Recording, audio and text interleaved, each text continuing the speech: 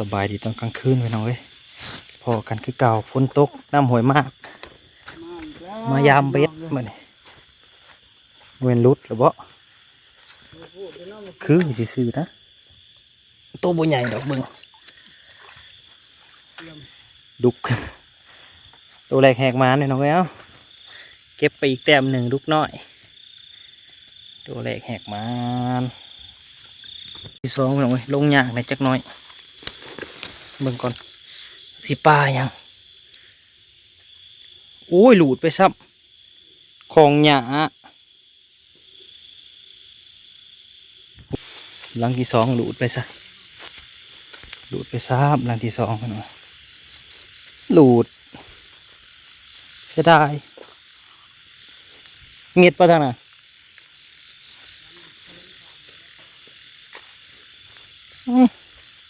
เชื่อเนี่ยคือโดดแห้งแทะปลาคอใหญ่ปลาคอถือบ่เสียงถ่ำเนาะ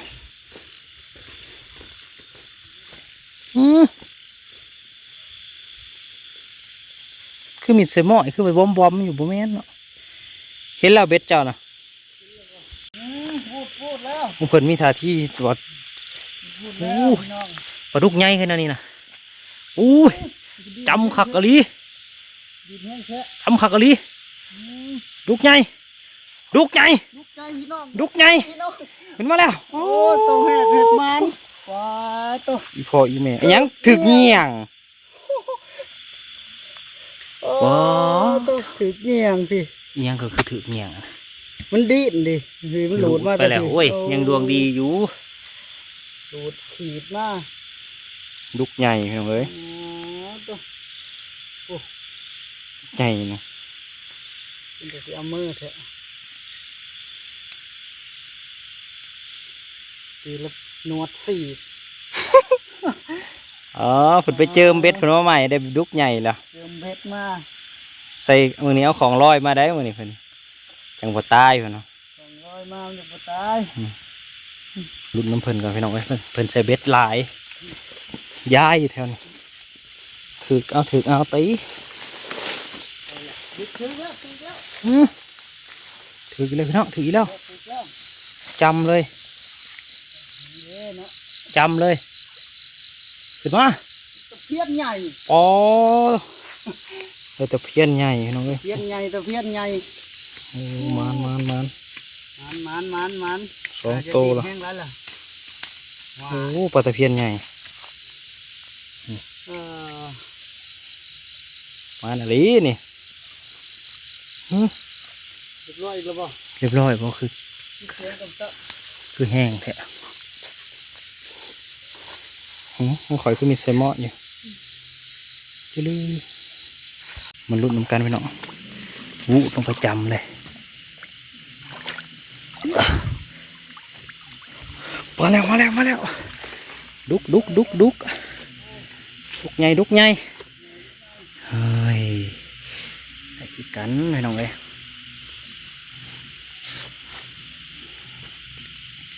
ปลาโถฮอตดีนี่แล้วของเพิ่นนะเสียงดีบัวเราจะถึงป้ายังแม่นบ่เลยของเด้ข่อยเห็นมันตีนอยู่ไปแล้วยังดุก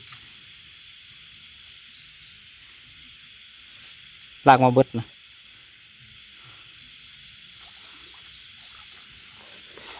ร้อยดุกปลาดุก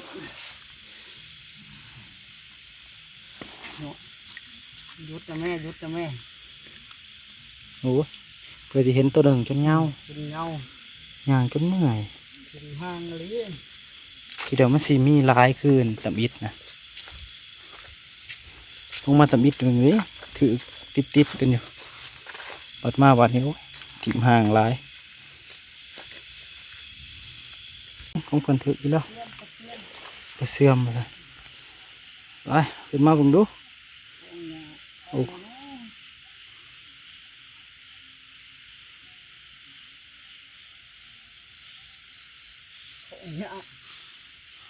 เสื่อม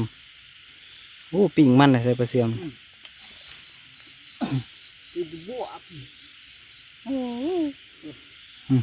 เกี่ยวหญ้ามาบ่ทันนี่รูด กินบุเฮงมันได้ใช่แล้ว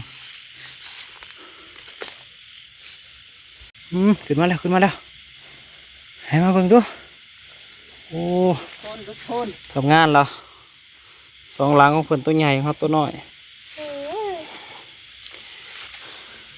กินเหงาเดี๋ยวได้มาเพาะเธอ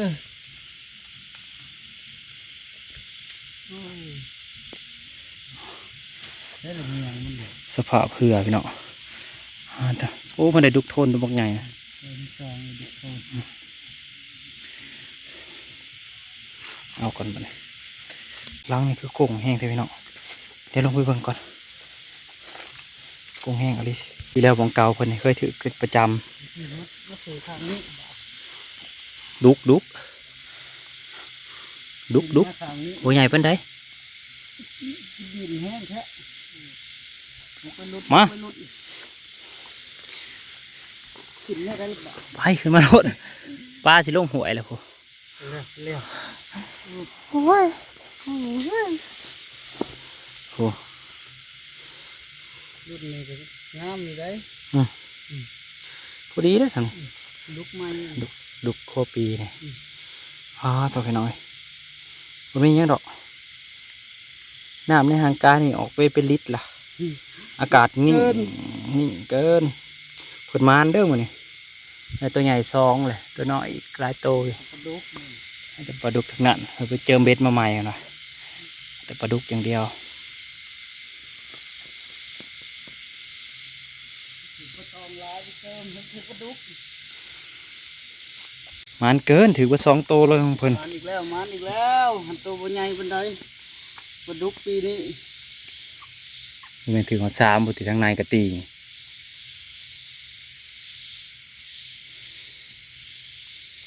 อะไรต้องหักเงียงให้ข้าง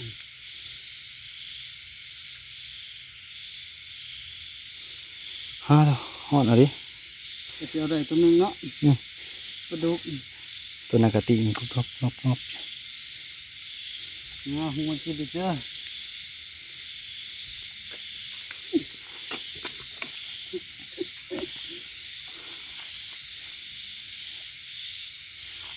ไปยัง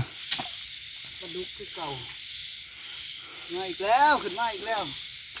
โตซ้ำกันสงสัยมันมาเป็นหมู่ อยู่ในก็เจ้าก็ถือกูเจ้าใส่อยุ ใส่ แน่นอะไรอยู่ในก็ถือ3 ลังติดเลยเด้อ มันมาเป็นหมู่พี่น้อง 3 ลังเรียน3 ลังเรียน หอนกับหอน หอนหนูเพิ่นยังอุดเน่ามานปะนี่3 ลังติดปะนี่ล่ะโอ้ยุ่อยู่ในไปเบิ่งดู โอ้ยังวะ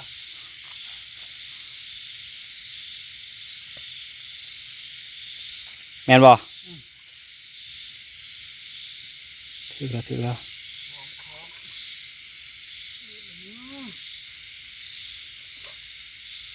ลูกโทนบ่ รุ่นเดียวกันเลย 3 ตัวมานำกัน 3 ตัวแต่ทั้งนานะถือก็ของเจ้าดินบวก โอ้เป็นตาสิของเลย ดินบวกเลยทั้งนา โอ้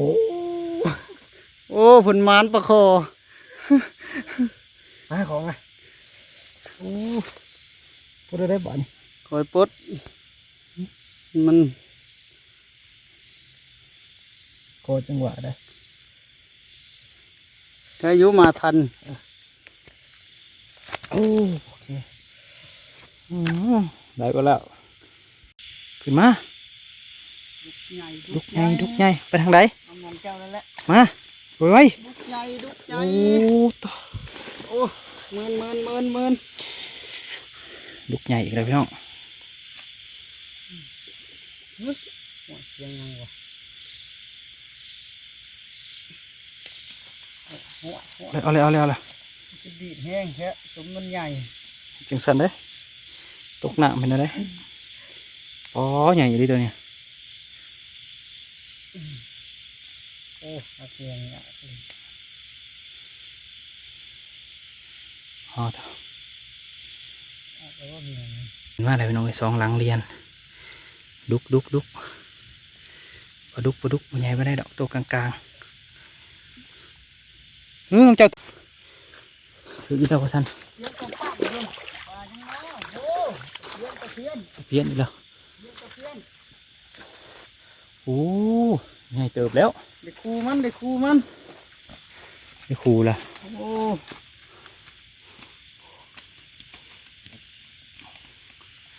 จนเงา โอ้โอ้ยังน้อยเดียวสิลูก เกือบเนาะเหม็นกับไปเท่านี้ก่อนโอ้ยมีนิ่งกันแล้วทั้งนี้โมถือ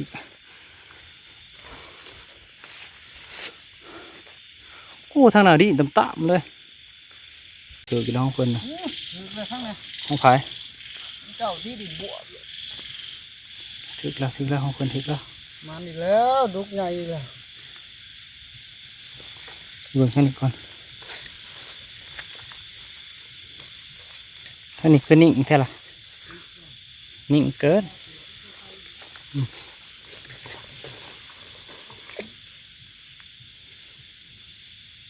คนมานน่ะรีบมันยอมหับเลยมานแบบติดๆกันเลยนะ ดุก ติดปลาดุกอีกแล้วดุกใหญ่อีกแล้วโอ้ ดุกมัน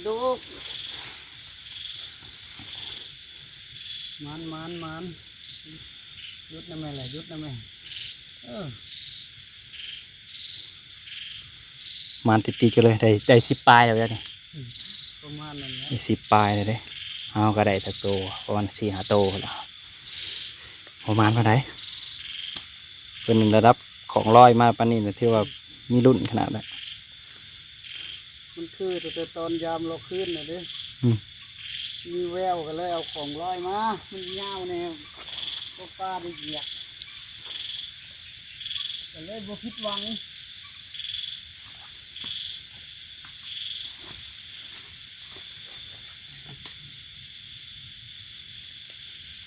ถืออีกแล้วพี่น้อง ปลาดุก ใหญ่อยู่จักตัวนี้ ธรรมดามันดีดแห้ง อ๋อ อุ้ยคันมันอ่อนเลยคันมันนิ่มครับโอ้ยังน้อยเดียวหนึงเนี่ย โอ้ยหน่อยเดียวก็ไป เออ สุดยอดมานแล้วเพื่อนนะดุกไปรุ่น มาอีกแล้ว มานสุดๆเลย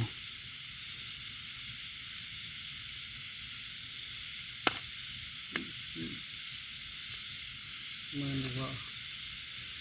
อ๋อเทียนี้นะต้องถือดีแล้วเนาะปลาลงมาโฮมอยู่ดุมไปแล้ว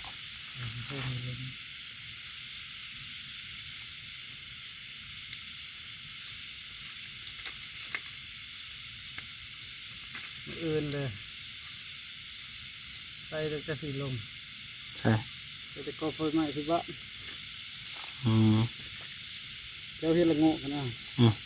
เจ้านะมันใส่บัวลายคนละ60 อืม มันฝนตกจะใส่ลายที่เก่ามันฝนบ่ตกเลยใส่นิดนึง สรุปไปหน่อยรอบแรกเอาเบิ่งของใหญ่ปาดโถแล้วก็เม็นอีสางโลดโอ้มาเรียนกันใส่ลาย ของมันยาวเนาะ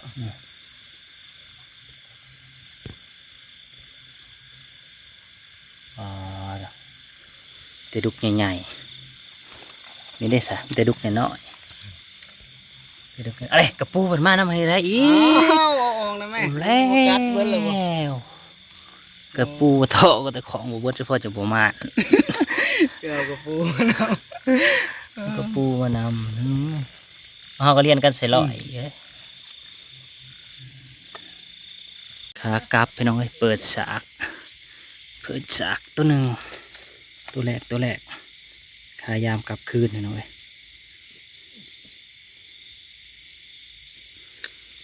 เพี้ยน ได้เพี้ยนนี่เหรอ เพี้ยนใหญ่อีกแล้วคันกับฮัก โอ้โถใหญ่อีหลีนี่นะปีนแล้วห้องมีดูฮะพี่ห้าวพี่ปีนมาอ๋อ หมานเกินมีแต่ตัวเพี้ยนใหญ่สองหลังเรียนพี่น้องเว้ยปลาดุกกับปลาคอน้อยปลาดุกปลาคอน้อยมันโอ้ยเพื่อสิได้จนเหงาประมาณเห็ดไข่นี่ก็สุดยอดพี่น้องเว้ยมันนี่แหละที่เห็ดไข่นะนี่ตอนนั้นยังจูมงามอยู่เดี๋ยวนี้กำลังหูผูเลยโตก็ได้น้อยๆผูเสียเอายังใส่บ่เนี่ยบ่มีแนวใส่สับมาหอดเทือนพี่น้องเว้ยนี่ได้บ่ได้อยู่พี่น้องเว้ยได้อยู่มันอยู่เด้พอได้กินอยู่โลหะขีดพี่น้องโลหะขีดโล6 ขีดพอแล้วประมาณโล 3ของกับ3 ขีดโล 3 ขีดนี่แหละที่ปล่อยลงก่อนบานปล่อยลงกันอยู่นี่แหละตึมๆอยู่นี่แหละค้างไว้อยู่นี่ปลานะเต็มอยู่นี่แหละปลาตัวกระดอกกระดิอ่ะค้างไว้ลายเกินนะฮะบอกผมใส่บางไม้ก่อนมาอีกแล้วมันอีกแล้วโอ้มีแต่หลุดนี่เนาะใส่งามเลยหลุดมันขนาดมันที่ว่าผ่านเลยเศร้าคันว่ายามกลับจะวันได้เศร้าปลายผมจะได้เศร้าปลายที่ว่าโอ้นักระบของ นักเลยนักประโคเจ้าประโคมันจะสำแขนเลยเนาะกระดุกใหญ่ได้หลายตัวเสียบหูมันดีได้เวลามันถือแล้วมันแรงจนซ้ายแล้วมันบวเปลืองนี่เราเสียบแล้วเห็ดหมากแวะเอานั่นดีได้มึงจะเห็ดบ่เห็ดคือกันเห็ดเราเดี๋ยวนี้โดดตัวเลยถือโลตายมันก้อเลยดิรอได้เพิ่มหลังเดียวเนาะเพิ่มหลังเดียวนะเพิ่มหลังเดียวหลังสุดท้ายก็ถือซ้ำมาอีกแล้วดูอีกแล้ว โอ้ยติดเลยแถวนั้นเดี๋ยวให้เบิ่งอยู่ของเพื่อนเดี๋ยวนี้นอนเรียนกันสลายอยู่เดี๋ยวซิวบ่ขีดมาเลยสิขี้ต้มมันนะขี้ดินทรายนะใส่มันโอ้ดิแห้ง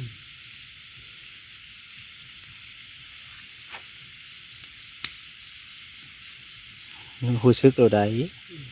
จิวนะหูซึกโลดแถวนี้เคยมาใส่ดีโอ้ถือดีขนาดนั้นเนาะ